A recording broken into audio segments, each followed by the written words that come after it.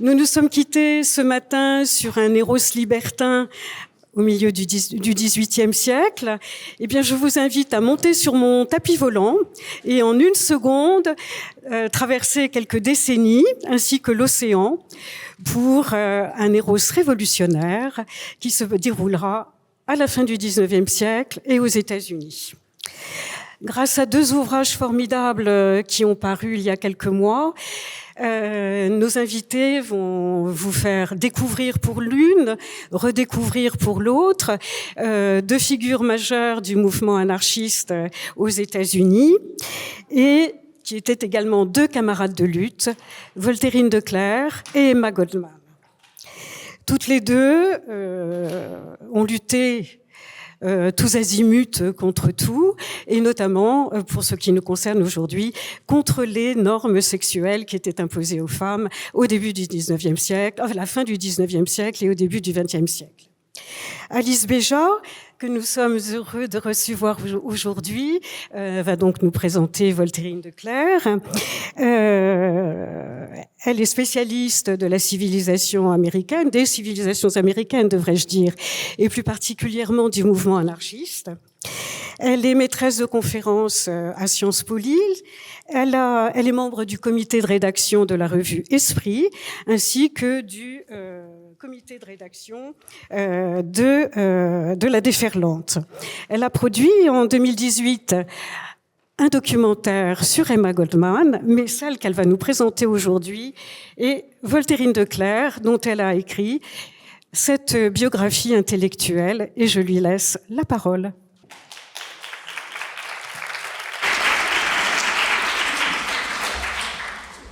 Merci beaucoup. Un grand merci à Caroline Bourran, à Frédéric Paget et à toute l'équipe d'organisation de ce merveilleux festival.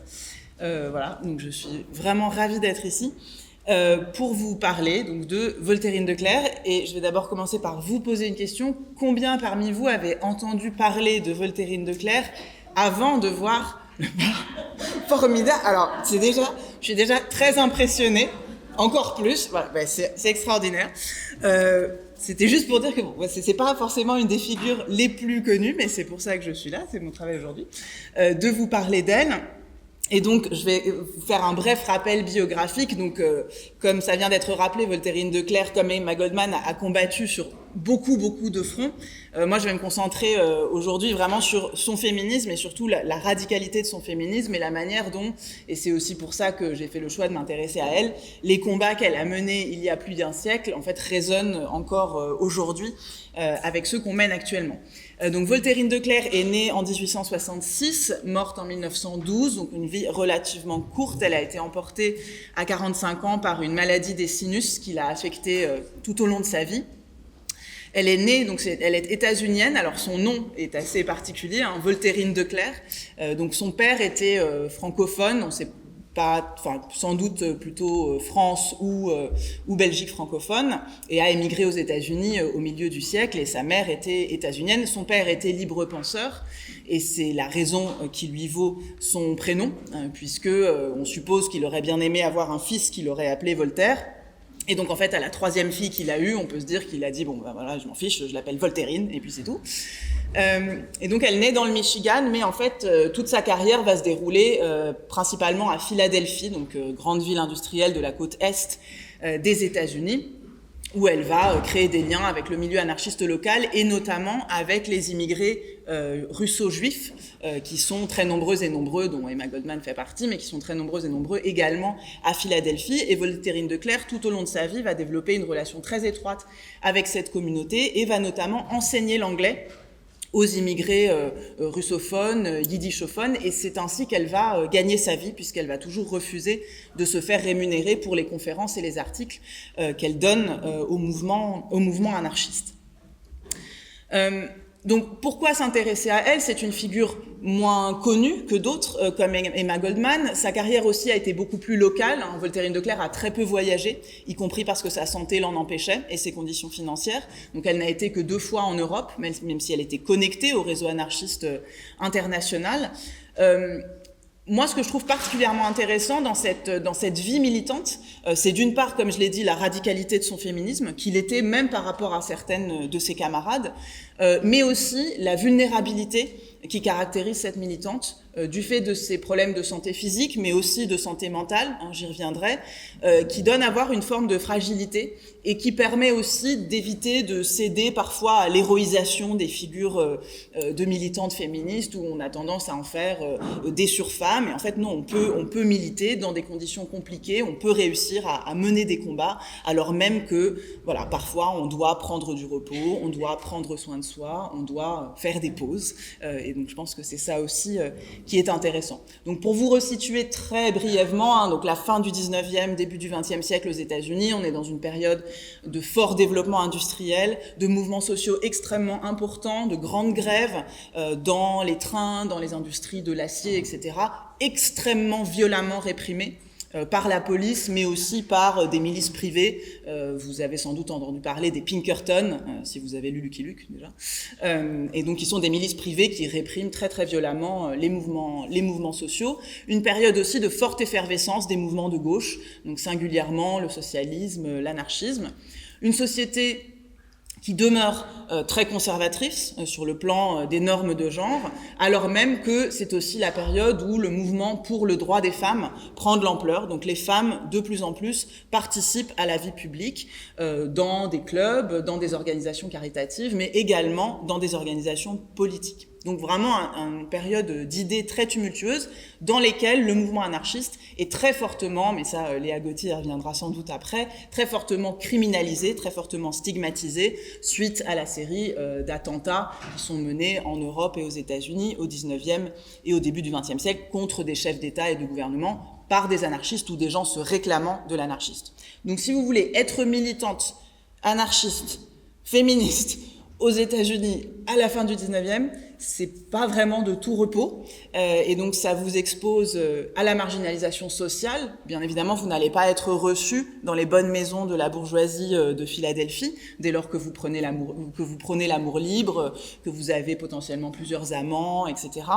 Vous courez le risque en permanence d'être arrêté, emprisonné, de voir votre appartement, les locaux où vous vous réunissez envahis par la police, d'avoir, lorsque vous donnez des conférences et des meetings, des indicateurs qui sont en fait là pour créer de la violence et contribuer à cette stigmatisation du mouvement anarchiste. Voilà, ça c'est pour vous brosser un petit peu le tableau général. Et donc, dans ce contexte assez compliqué, il y a quand même des personnes qui font le choix, comme Voltairine de Cleyre, comme Emma Goldman et comme d'autres, de consacrer toute leur vie à l'anarchisme, à la défense de leurs idées, et des idées, encore une fois, qui sont vraiment extrêmement minoritaires dans les États-Unis de l'époque. Donc je commencerai pour vous donner un petit peu une idée de la personne que vous voyez ici et qui a cet aspect de jeune fille un petit peu modèle, hein, à laquelle on donnerait le bon Dieu sans confession, par une citation d'un de ses textes les plus importants sur le féminisme, qui s'appelle « Les portes de la liberté » et qu'elle publie en 1891, où elle écrit, et je la cite, « Je le dis ici franchement, je n'ai rien à espérer des hommes en tant que classe. Aucun tyran n'a renoncé à sa tyrannie, à moins d'y être forcé. Mon espoir est donc de fomenter la rébellion dans le cœur des femmes. » Alors déjà, en disant ça, elle se distingue, y compris d'un certain nombre de militantes pour l'émancipation féminine de son époque, en disant « Les hommes ne sont pas nos alliés. D'accord ? Les hommes sont une classe antagoniste et c'est avant tout les femmes qui doivent prendre en main leur propre libération. » Cette conviction, elle est née de ses idées, elle est aussi née de ses expériences personnelles. Alors, je vous fais un grand raccourci, mais dans les années 1890, donc c'est la période où Voltairine de Cleyre s'établit à Philadelphie et commence véritablement à fréquenter les milieux des mouvements qui luttent pour l'émancipation féminine, mais également les milieux anarchistes, hein, et les deux sont intrinsèquement liés chez elle. Donc dans ces années-là, elle a plusieurs amants. Elle tombe enceinte sans l'avoir désiré, vraisemblablement. Elle accouche. Elle quitte son bébé et le compagnon avec lequel elle l'a eu au bout de quelques mois pour partir au Kansas, donc à des milliers de kilomètres très très loin de Philadelphie, pour donner des conférences pour une organisation féministe. Elle fait des conférences, elle fait une tentative de suicide suite à une dispute avec l'un de ses amants et elle subit au moins un avortement. Voilà, donc une vie bien remplie, et qui, tous ces événements-là, ont un impact sur la vision qu'elle a des hommes, la vision qu'elle a des relations amoureuses et sexuelles, et elle constate que même dans les milieux anarchistes, censément progressistes, de ses camarades, etc., et ben, sur les questions de genre, et bien sûr aujourd'hui tout ça n'est plus vrai du tout car tous les milieux sont voilà. Sur les questions de genre, on n'est pas encore tout à fait, et que en fait ses compagnons et camarades cherchent encore à l'enfermer dans des rôles de femme, de mère, qu'elle ne souhaite pas du tout endosser, en tout cas pas du tout endosser telle qu'on les lui présente et telle qu'elle devrait le faire. Et donc elle milite pour l'amour libre, elle milite pour le fait de pouvoir choisir ses partenaires, amoureux, amoureuses, sexuels, etc.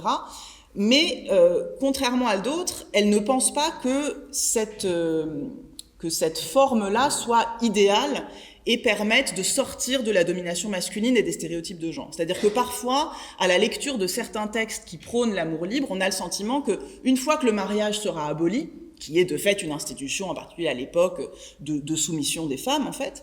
Une fois que le mariage sera aboli, eh ben, on sera tous libres, toutes et tous libres de faire ce qu'on veut, et ce sera formidable.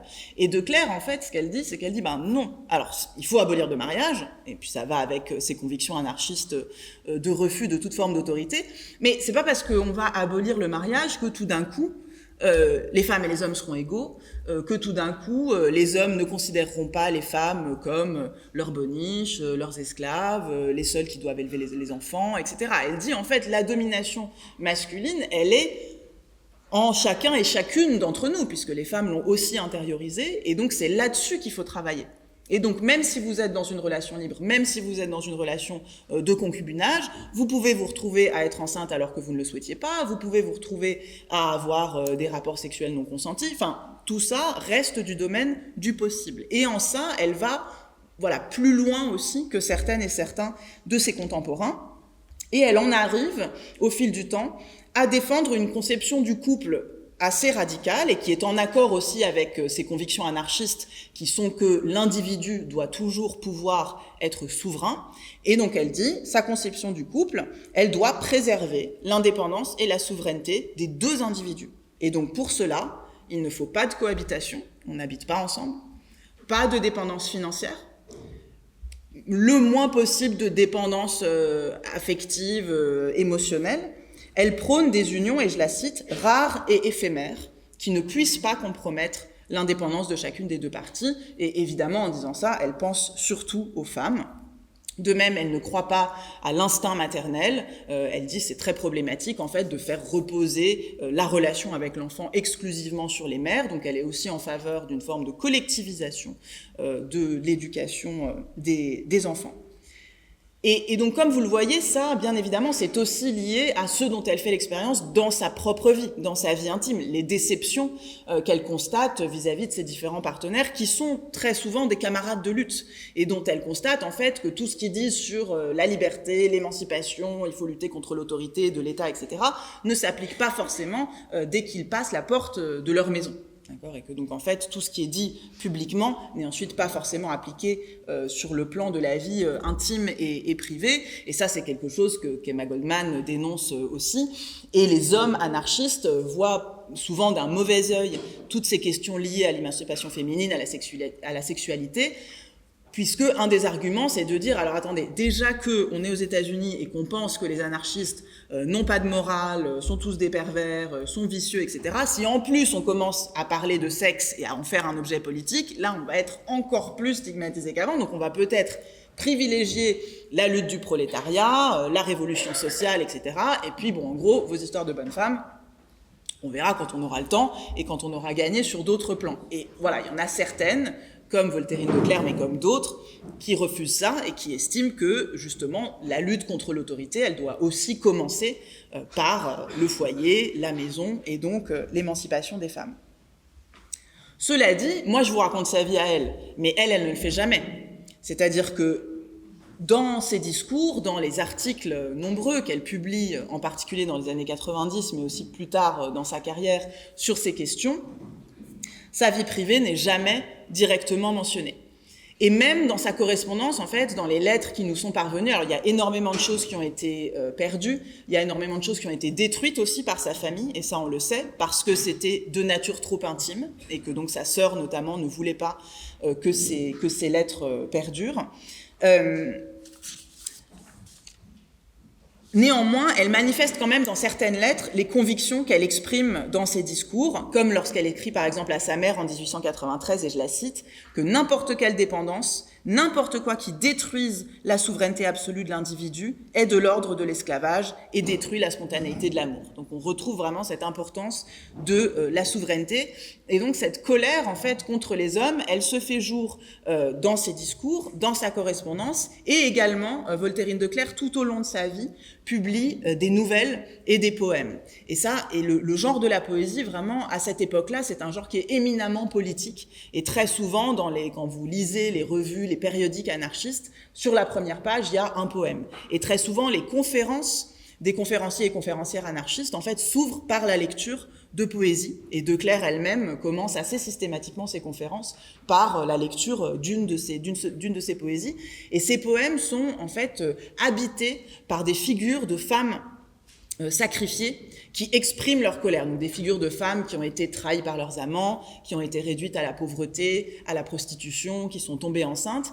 Mais ce qui est intéressant, c'est qu'il y a une dimension pathétique dans la manière dont elle en fait le portrait, mais il y a aussi une dimension de colère. C'est-à-dire que ces femmes-là, en fait, elles refusent la culpabilité que la société leur donne, c'est-à-dire tu es une femme déchue, tu es immorale, tu n'es pas digne de faire partie de la société. En fait, elles renvoient la responsabilité aux hommes et à la société qui les met dans cette position.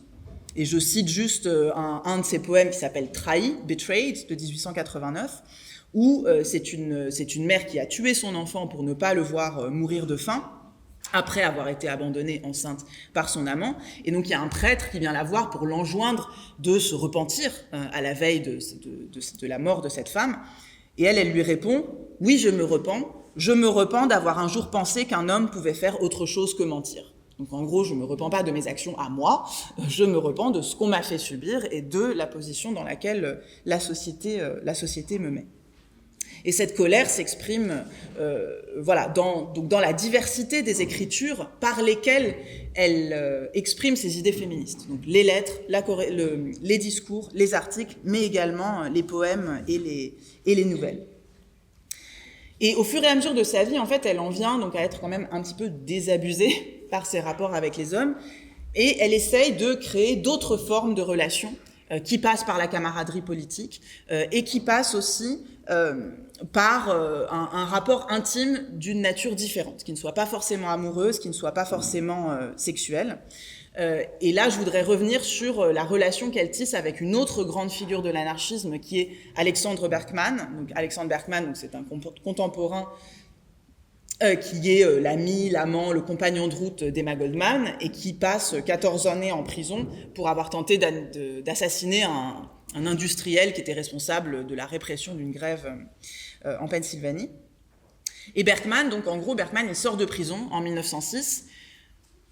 Il est dans un état de dépression assez avancé, il a des pensées suicidaires, enfin il ne va pas bien du tout. Et de Cleyre correspond avec lui. Et dans sa correspondance avec lui, elle se livre aussi sur son propre état mental, sur ses propres périodes dépressives, de manière très, très touchante et très intime, où elle explique, elle dit, moi par moment, en fait, non seulement je ne crois plus à l'anarchisme, mais je ne crois plus à rien. Donc je suis dans les affres du doute, je n'arrive plus à construire un discours. Tu me dis de faire des conférences, mais en fait je suis incapable d'articuler quelque idée que ce soit. Elle appelle ça leur camaraderie des profondeurs. Et donc, en fait, elle écrit dans une des lettres qu'elle lui envoie en 1906, et je la cite, « Je t'apprécie sans conscience du fait que tu es un homme et moi une femme. Je t'apprécie parce que tu es fort et que la faiblesse te hante. » Donc, cette idée que, en fait, force et faiblesse ne sont pas des choses incompatibles, qu'on n'a pas besoin d'être toujours fort ou toujours forte quand on milite, quand on est engagé dans une cause, mais qu'on peut être habité par cette faiblesse sans pour autant que ça empêche complètement de faire des choses. Malgré tous mes doutes, écrit-elle en 1910, je suis certaine que si ma lettre te causera probablement surprise et douleur, tu souffriras avec moi, tu ne m'en voudras pas, tu seras désolé pour moi. Et donc voilà, donc là en fait on voit qu'elle essaye de construire autre chose, de se dire bon, alors les relations amoureuses, ça va quand même pas très très bien marcher pour moi, les relations sexuelles pas toujours non plus, donc qu'est-ce qu'on peut faire en fait? Comment est-ce qu'on peut construire une relation avec un homme qui repose quand même sur une dimension intime, d'accord? Parce que là elle lui confie vraiment ses pensées les plus profondes et des choses qu'elle ne disait pas en public, hein. Jamais elle ne parle en public de sa dépression, des moments de doute qui l'affectent, elle en parle dans sa correspondance. Alors, malheureusement pour Voltairine de Cleyre, bon, les lettres que Berkman lui a envoyées à elle ne nous sont pas parvenues. Donc en fait, on ne sait pas, enfin, on peut interpréter par rapport à ce qu'elle lui dit, elle, qu'il y a quand même, il y a une forme de complicité qui se développe entre les deux. Sur le fait de sortir des stéréotypes de genre, Berkman n'était pas particulièrement doué pour la chose, c'est le moins qu'on puisse dire, et donc dans son journal, en revanche, il a des mots assez durs pour de Cleyre en disant bah, c'est quand même dommage, elle est mignonne, elle pourrait mieux se fagoter, ça ferait plaisir à tout le monde. Voilà, passons.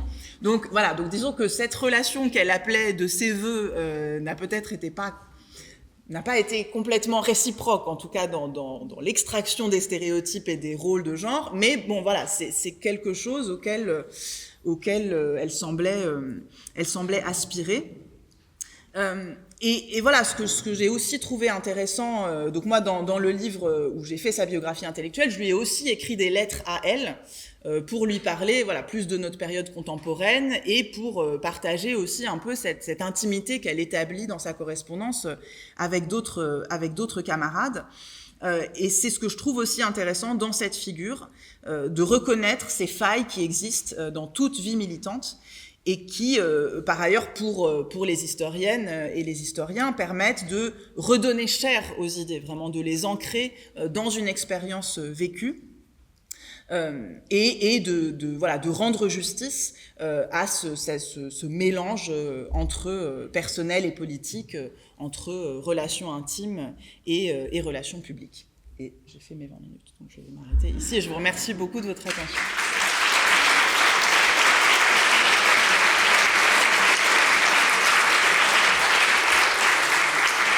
Merci beaucoup Alice pour cette communication vraiment très intéressante sur l'irrésistible Voltairine.